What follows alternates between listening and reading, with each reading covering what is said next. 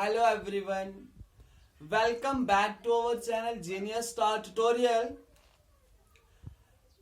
जैसा कि हमने ऑनलाइन वीडियो एपिसोड के जरिए स्टूडेंट्स को लेक्चर देना अपने ट्यूटोरियल की तरफ से शुरू किया, तो आज जो 11th आने वाले स्टूडेंट्स हैं उनके लिए या बाकी जो भी मेरे फ्रेंड्स स्टूडेंट जो कॉमर्स के मीनिंग को लेकर क्वेश्चनिंग कर रहे थे, उनके लिए मैंने आज कॉमर्स की प्रॉपर डेफिनेशन उस पर बात करूंगा. तो नो लेट्स स्टार्ट.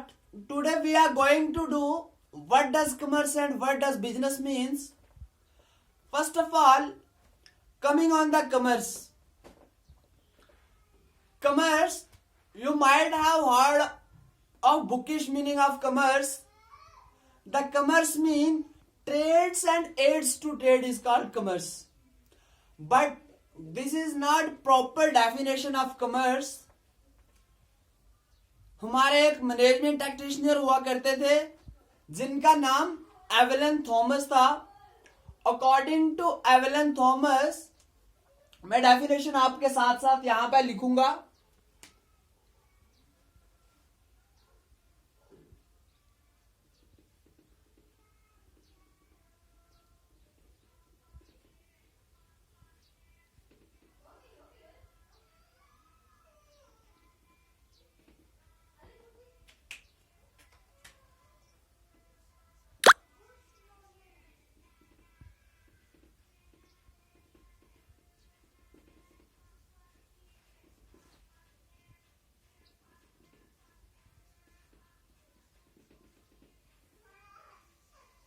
एवलन थॉमस ये एक मैनेजमेंट प्रैक्टिशनर हुआ करते थे.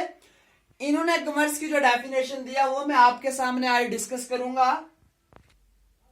According to Evelyn Thomas, commerce is the field of study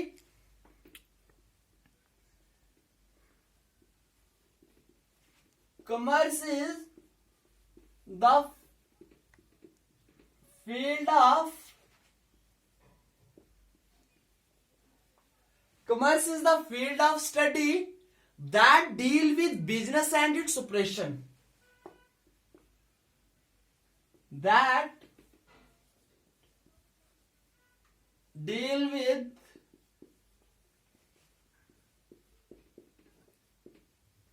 business and its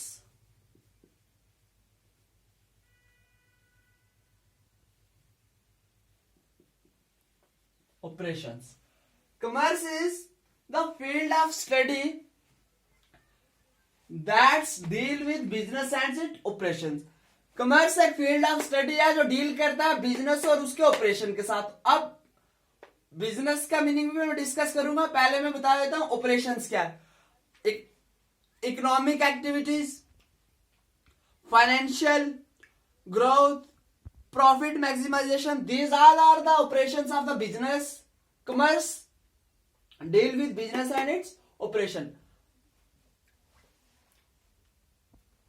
अब मैं आऊंगा बिजनेस पे, क्योंकि मैंने अपना टॉपिक ही लिया हुआ है what does commerce and what does business means. तो कॉमर्स का meaning according to Evelyn Thomas यह था कि कॉमर्स एक फील्ड ऑफ स्टडी है और जो डील करता है बिजनेस और उसके ऑपरेशन के साथ. अब मैं बिजनेस पे आऊंगा.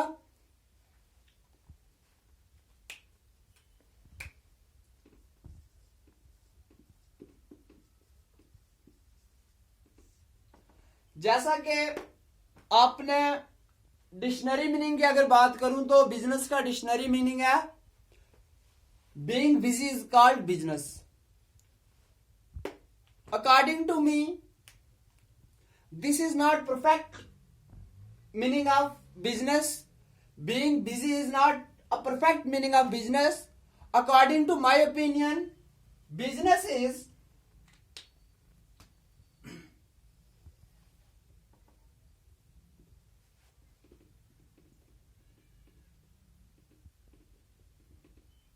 economic activities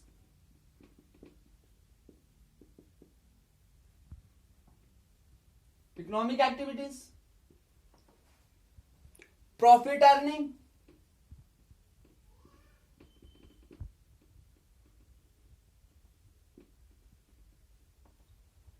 growth, economic activities, profit earning, survival,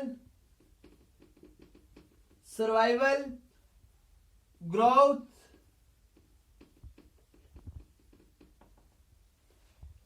continuity.